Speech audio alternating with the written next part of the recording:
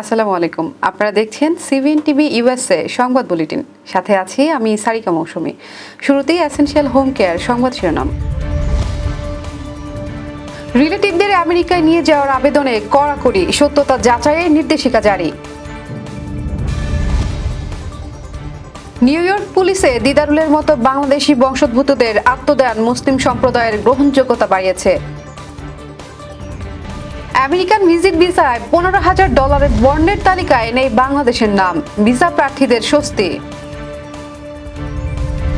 এবং ফিলিস্তিনকে রাষ্ট্র হিসেবে স্বীকৃতি না দেওয়ার পক্ষে যুক্তরাষ্ট্র। শুনছিলেন এসেনশিয়াল হোম কেয়ার সংবাদ শিরোনাম। এবারে বিস্তারিত। যুক্তরাষ্ট্রের গ্রিন কার্ডধারী নাগরিক ও অ্যাসাইলাম প্রাপ্ত ব্যক্তিরা পরিবার পরিজনকে আমেরিকায় আনার জন্য আবেদন করলে এখন থেকে কঠোর নিয়মকানুন অনুসরণ করতে হবে। মার্কিন নাগরিকত্ব ও অভিবাসন পরিষেবা সম্প্রতি এমন নির্দেশিকা জারি করেছে, যেখানে আবেদনকারীদের পরিবার ভিত্তিক সম্পর্কের সত্যতা যাচাইয়ের জন্য নতুন কড়াকড়ি আরোপ করা হয়েছে। নির্দেশিকায় বলা হয়েছে, শুধুমাত্র প্রকৃত ও যাচাইযোগ্য সম্পর্ক থাকলে আবেদন অনুমোদিত হবে এবং মিথ্যা তথ্য প্রদানের মাধ্যমে কেউ অসৎভাবে আমেরিকায় প্রবেশের সুযোগ পাবে না। আবেদনকারীদের গুড মোরাল ক্যারেক্টার ও অপরাধমুক্ত হওয়া আবশ্যক, যাতে আমেরিকান জনগণের নিরাপত্তায় কোনো ধরনের হুমকি না সৃষ্টি হয়। ইউএসসিআইএস আরও জানিয়েছে, এই নির্দেশিকা 1 আগস্ট থেকে কার্যকর হবে এবং এর ফলে পারিবারিক ঐক্য ক্ষতিগ্রস্ত করা প্রতিহত হবে। নিউ ইয়র্ক পুলিশের কর্মকর্তা দিদারুল ইসলামের শহীদ হওয়া শুধু বাংলাদেশি বংশোদ্ভূতদের জন্য নয়, পুরো মুসলিম সম্প্রদায়ের আত্মবিশ্বাস ও গ্রহণযোগ্যতা বাড়িয়েছে। গত 28 জুলাই ম্যানহাটনের একটি অফিস টাওয়ারে বন্দুকধারীদের হামলায় নিহত হন 36 বছর বয়সী দিদারুল, যিনি এনওয়াইপিডির প্রথম বাংলাদেশি বংশোদ্ভূত পুলিশ কর্মকর্তা, যিনি দায়িত্ব পালনকালে শহীদ হন। বর্তমানে এনওয়াইপিডিতে প্রায় 1000 বাংলাদেশি বংশোদ্ভূত ইউনিফর্মধারী কর্মকর্তা রয়েছেন। 9/11-এর হামলার পর মুসলমানদের প্রতি নেতিবাচক দৃষ্টিভঙ্গি কাটিয়ে ওঠার লক্ষ্যে অনেক বাংলাদেশি পুলিশে যোগ দিয়েছেন। দিদারুলের মতো তাদের আত্মদান মুসলিম সম্প্রদায়ের জন্য গর্বের বিষয় এবং গ্রহণযোগ্যতা বাড়াতে গুরুত্বপূর্ণ ভূমিকা রাখছে। এনওয়াইপিডির বাংলাদেশি বংশোদ্ভূতদের মধ্যে অনেকেই স্কুল সেফটি অফিসার বা ট্রাফিক এনফোর্সমেন্ট অফিসার হিসেবে শুরু করে নাগরিকত্ব প্রাপ্তির পর পুলিশ একাডেমিতে ভর্তি হয়ে অফিসার হয়েছেন। এই পাইপলাইন পদ্ধতিতে বর্তমানে প্রায় 60% বাংলাদেশি অফিসার এসেছেন। বিশ্লেষকরা বলছেন, দিদারুলের আত্মদান প্রমাণ করে দেশপ্রেম ও আত্মত্যাগ কোনো ধর্ম বা জাতির সীমানায় সীমাবদ্ধ নয়। যুক্তরাষ্ট্র ভ্রমণে B1 এবং B2 ভিজিটর ভিসার আবেদনকারীদের জন্য $15,000 নিরাপত্তা বন্ড জমা দেওয়ার যে শর্ত রয়েছে, সেখানে বাংলাদেশের নাম নেই। বিষয়টি নিশ্চিত হওয়ার পর ভিসা প্রার্থীদের মধ্যে স্বস্তি ফিরেছে। সম্প্রতি সামাজিক মাধ্যমে ভিজিট ভিসায় বাংলাদেশিদের $15,000 বন্ড দিতে হতে পারে এমন দাবি ঘুরে বেড়ালেও যুক্তরাষ্ট্রের স্টেট ডিপার্টমেন্ট জানিয়েছে, এ ধরনের কোনো সিদ্ধান্ত বাংলাদেশিদের ক্ষেত্রে প্রযোজ্য নয়। মূলত যেসব দেশের নাগরিকরা অতীতে যুক্তরাষ্ট্রে গিয়ে বারবার ভিসার শর্ত ভেঙে ওভারস্টে করেছেন, সেই দেশগুলোর জন্য পরীক্ষামূলকভাবে এই নিয়ম চালু হয়েছিল। 2020 সালের শেষের দিকে ট্রাম্প প্রশাসন এই বন্ড কর্মসূচি চালু করেছিল, যা 2021 সালের ডিসেম্বরে মেয়াদ শেষ হয়ে বন্ধ হয়ে যায়। এরপর তার নবায়ন করা হয়নি। বিশেষজ্ঞরা বলছেন, এ নিয়ে বিভ্রান্ত না হয়ে আবেদনকারীদের উচিত যুক্তরাষ্ট্র দূতাবাসের অফিসিয়াল ওয়েবসাইট বা ভিসা সেন্টারে হেল্পলাইন থেকে তথ্য যাচাই করা। যুক্তরাষ্ট্রে ভ্রমণ বা ব্যবসায়ের উদ্দেশ্যে ভিসার আবেদনকারীদের জন্য এ খবর সাময়িক স্বস্তি তৈরি হয়েছে বলে মনে করছেন সংশ্লিষ্টরা। যুক্তরাষ্ট্র স্পষ্ট জানিয়েছে, তারা ফিলিস্তিনকে রাষ্ট্র হিসেবে স্বীকৃতি দেওয়ার কোনো পরিকল্পনা রাখে না। মার্কিন vice president JD Vance British পররাষ্ট্রমন্ত্রী ডেভিড ল্যামির সঙ্গে বৈঠকে বলেন, হামাসকে সম্পূর্ণ ধ্বংস করাই তাদের মূল লক্ষ্য, যাতে তারা আর ইসরায়েলি নাগরিকদের ওপর হামলা চালাতে না পারে। অন্যদিকে যুক্তরাজ্য গাজায় মানবিক ত্রাণে বাধা দিলে এবং সামরিক অভিযান চালালে জাতিসংঘ সাধারণ পরিষদে ফিলিস্তিনকে রাষ্ট্র হিসেবে স্বীকৃতি দেওয়ার কথা বিবেচনা করছে।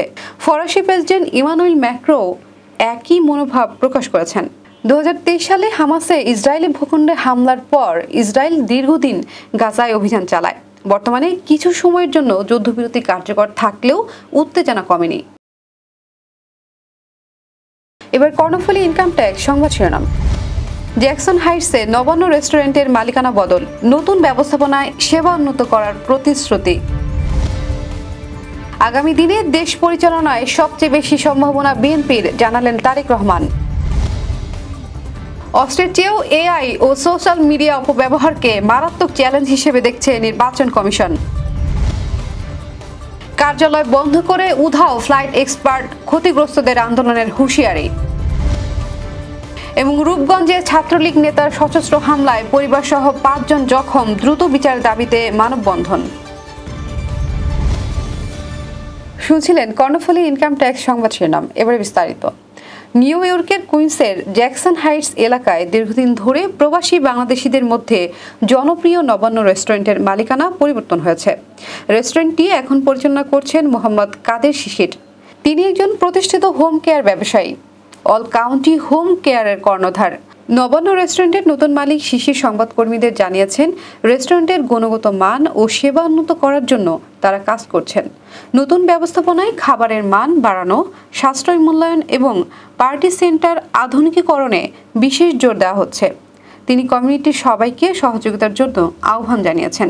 নবান্নের পুরাতন মালিক শিমুল জানিয়েছেন, ব্যবসায় ব্যস্ততা ও নতুন উদ্যোগের কারণে মালিকানা হস্তান্তর করা হলো। শিমুল ও তার বন্ধুরা প্রায় $7 লাখ রেস্টুরেন্টটি বিক্রি করেছেন। 25 বছরের জন্য লিজ নিয়ে কাদের শিশির নতুন যাত্রা শুরু করেছেন। আগামী দিনে দেশ পরিচালনায় সবচেয়ে বেশি সম্ভাবনা বিএনপির, এমন প্রত্যাশার কথা জানিয়েছেন দলটির ভারপ্রাপ্ত চেয়ারম্যান তারেক রহমান। শনিবার দুপুরে রাজধানীর কাকরাইলে ডক্টরস অ্যাসোসিয়েশন অব বাংলাদেশের জাতীয় সম্মেলনে ভার্চুয়ালি যুক্ত হয়ে তিনি একথা বলেন। তারেক রহমান বলেন, মানুষ বিএনপির কাছে তাদের প্রত্যাশার কথা তুলে ধরে। তারা মনে করে বিএনপি যথাযথ উদ্যোগ গ্রহণ করবে। আগামী দিনে দেশ পরিচালনার সবচেয়ে বেশি সম্ভাবনা বিএনপির রয়েছে, অবশ্যই একটি নির্বাচনের মাধ্যমে। সেজন্য বিএনপির কাছে মানুষ ভালো কিছু এবং পরিবর্তনের প্রত্যাশা করে। আমাদের সেই শুরুটা করতে হবে। সুষ্ঠু নির্বাচনের জন্য জনগণের আস্থা ফেরানোর পাশাপাশি এআই ও সোশ্যাল মিডিয়ার অপব্যবহারকে সবচেয়ে বড় চ্যালেঞ্জ বলে মনে করছেন প্রধান নির্বাচন কমিশনার এএমএম নাসির উদ্দিন। শনিবার সকাল 10টায় রংপুরের আঞ্চলিক নির্বাচন কর্মকর্তার সম্মেলন কক্ষে ত্রয়োদশ জাতীয় সংসদ নির্বাচন সংক্রান্ত মতবিনিময় সভা শেষে সাংবাদিকদের সিইসি এসব কথা বলেন। সিইসি বলেন, অতীতে সঠিকভাবে দায়িত্ব পালনে ঘাটতি থাকায় ভোটের প্রতি মানুষের বিশ্বাস কমে গেছে। তাই আইন শৃঙ্খলা রক্ষাকারী বাহিনী, প্রশাসন, পোলিং ও প্রিজাইডিং কর্মকর্তাদের নিয়ে এমন একটি পরিবেশ সৃষ্টি করতে হবে যাতে ভোটাররা নির্ভয়ে পছন্দের প্রার্থীকে ভোট দিতে পারেন। অনলাইন ভিত্তিক ট্রাভেল এজেন্সির ফ্লাইট এক্সপার্ট হঠাৎ কার্যালয় বন্ধ ও কর্মচারী ছাঁটাই করে নিরুদ্দেশ হয়ে গেছে। এতে দেশের বিভিন্ন প্রান্তের ট্রাভেল এজেন্সি ও সাধারণ যাত্রী ক্ষতিগ্রস্ত হয়। শনিবার বিকেল 5টায় জাতীয় প্রেস ক্লাবের সামনে ভুক্তভোগীরা সংবাদ সম্মেলন করে 24 ঘন্টার মধ্যে সরকারি হস্তক্ষেপের দাবি জানান, নইলে কঠোর আন্দোলনের হুঁশিয়ারি দেন। এর আগে 2 আগস্ট রাজধানীতে প্রধান কার্যালয়ে তালা ঝুলিয়ে কার্যক্রম বন্ধ করে দেয় প্রতিষ্ঠানটি, যা দীর্ঘদিন ধরে দেশি বিদেশি এয়ারলাইন্সের টিকিট বিক্রি ও কর্পোরেট সেবা দিত। আমরা যে এতগুলো লোক ক্ষতিগ্রস্ত হচ্ছি, সেখানে আদালত কোনো কর্ণপাত করে নাই আমাদেরকে।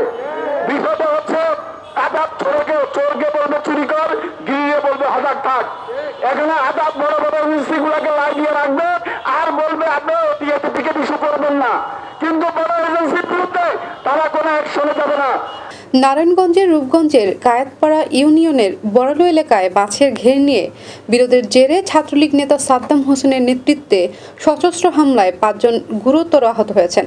গত বুধবার সন্ধ্যায় বোরালু বাজার সংলগ্ন সরকারি প্রাথমিক বিদ্যালয়ের সামনে দেশীয় অস্ত্র ও আগ্নেয়াস্ত্র নিয়ে হামলা চালানো হয়।